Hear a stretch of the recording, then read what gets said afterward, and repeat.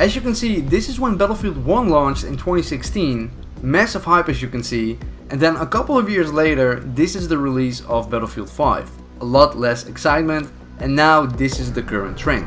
It's safe to say that Battlefield has seen some better days when it comes to being on top of their game. Right now, Battlefield is pretty irrelevant, so what a lot of you have been asking me for a long time now is to go back and do another video on War Thunder. Well, today is your lucky day, guys, because we're gonna do just that, and we're gonna take a look at the new massive update for War Thunder. This update is called New Power, and it brings a ton of changes which we're gonna check out in a bit.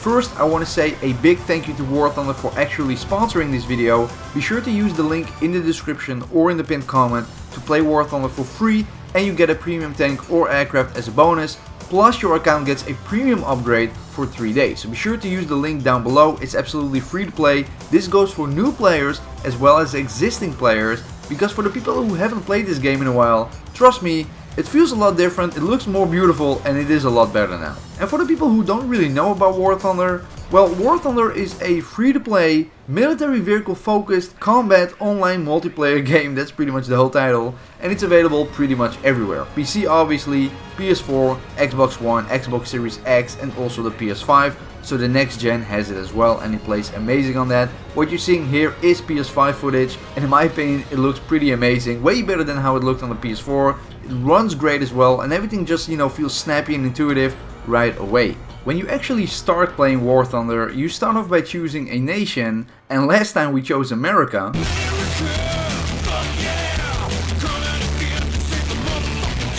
Mostly for the memes, but a lot of you insisted I needed to play with other nations as well. So we're gonna choose multiple nations this time around in this video. We can choose between America, we did that last time, Germany. They have a great selection of vehicles across land, air and sea at low rank, so Germany is a solid first choice as a nation to start with. At least in my unexperienced opinion. You are probably better off asking someone in the comments though. The USSR. They have some of the strangest vehicles in the game and I absolutely love it. The UK.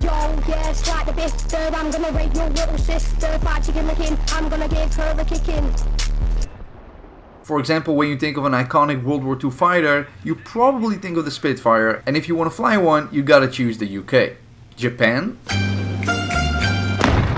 You also have China. China. And apart from modern fighter jets, I don't really know too much about their military vehicles, so it's cool to check them out in War Thunder. This game can also be treated like a virtual museum in a way, which is really cool. We also have Italy. France. War Thunder. War Thunder. And Sweden. I'm sorry, I was running out of memes. Now, right off the bat, you can see two things. One, I got a stacked account. But don't worry, I can't keep it. This is just to show you guys the awesome stuff that is in the game. And the second thing you'll notice is how different it looks compared to before. War Thunder runs on a new version of the engine since the update, so everything looks and feels much better. We also got a ton of new content, from the insane amount of planes to tanks to naval warships. It's absolutely insane. Let's talk with the planes very quickly. As you can see here, there are a ton of different planes to choose. And what I like most about War Thunder is the insane amount of different vehicles you can choose from different time periods. When it comes to planes, for example, you can choose everything from little biplanes made from canvas from World War I, all the way to more modern jets like the F4 Phantom, or perhaps the new MiG-21.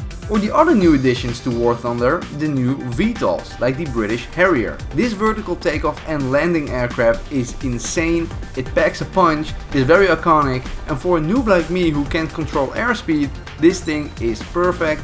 Of course, the Harrier is from the British faction like I said, but you have comparable counterparts from other nations like the Soviet Yak-38, which, like the Harrier, is also a vertical landing and takeoff jet. Very, very cool. And to really put the icing on the cake, there are 3 new aircraft carriers to take off from, perfect for these VTOLs. We also have the Swedish Saab SK-60B, which is an all-round great aircraft that can carry a crap ton of weapons.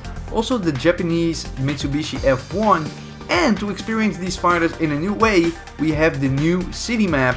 Pretty self-explanatory, you can fight above this city or in between these skyscrapers. We also have new and improved naval warfare with new ships and whatnot, and this time around we have new battleships, the big boys, like the British HMS Dreadnought. I think most of you know this, at least by name, and this thing and the other huge battleships are just so much fun because you have so much firepower to your disposal, and it's just, super impressive to control such a beast. And of course also new tanks and a bunch of modifications, like a lot. It is a lot, I'm telling you guys. The amount of in-depth customization and choices you have in this game. Like I said, from the hundreds, I actually think it's way over 1,000 vehicles. They all feel different with numerous amounts of modifications and different types of ammo and whatnot. What other game has this, honestly? And they all have, pretty high skill ceilings. That's what's so cool about War Thunder. With so many different vehicle choices, you have everything from a low level, low skill ceiling plane, for example, to a high risk, high reward type vehicle, you name it. I think more war games or military games should take a look at this and try to implement it in their games, because it just brings so much content, it's insane. Literally everything, the whole game, it feels so much better now with this new update. It genuinely feels like an upgrade, and like I said, it also plays great on next gen. I know most people probably don't have a next gen console yet. I know stock is very low, but as soon as you get one, you'll see how great it plays. And listen, I know that I'm still trash at this game, okay? You don't have to tell me. But if you do have any tips for me to be better at this game, please let me know down below. I've literally been playing air combat, tank combat, and also naval combat, to soak in all the content that is in this game with this new update. And I really want to touch on the naval combat for a second, because I think, I'm not entirely sure, but I think most people play with either tanks or planes. And that's totally fine, of course, but there is just something about controlling this giant ship with this insane arsenal, cruising towards an enemy, firing a barrage of shells, and eventually destroying an enemy ship. It's just so satisfying. Or, for contrast, I actually also had a lot of fun sitting in this tiny level 1 boat that carries just 2 torpedoes and, shouldn't be a match for these giant war machines.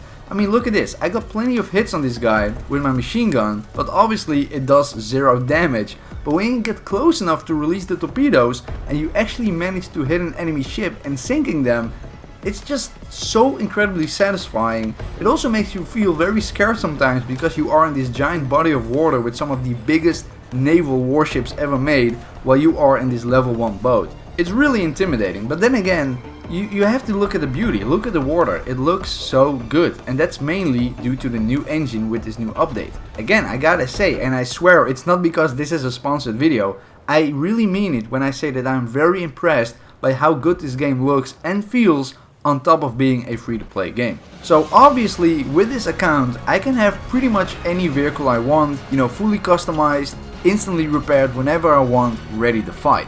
And you saw a mixture of realistic battles and arcade battles, and I know last time most of you made fun of me for playing arcade even when I have access to all these vehicles with this maxed out account. But guys, listen, I am still a noob. You could have the most stacked account in the world, but if you don't know what you're doing, it doesn't really matter. This account is just to show you guys some of these cool new additions to the game in action. So stop making fun of me. Maybe in the near future I'll do some sort of challenge where I try to place at the top of the scoreboard in realistic battles, we'll see about that. With that being said though, don't forget to use the link down below to play War Thunder for free obviously, and to get a premium tank or aircraft and 3 days of premium account time. Again, a massive thank you to War Thunder for sponsoring this video, and I have to say I am genuinely impressed with this new update. New content is always cool in any game, but an overall engine upgrade really makes it feel like a better game. I hope you guys enjoyed this video. If you did, then please drop a like, it really helps the channel out. Subscribe if you haven't already, we are almost at 300,000 subscribers, and with that being said, I see you guys next time.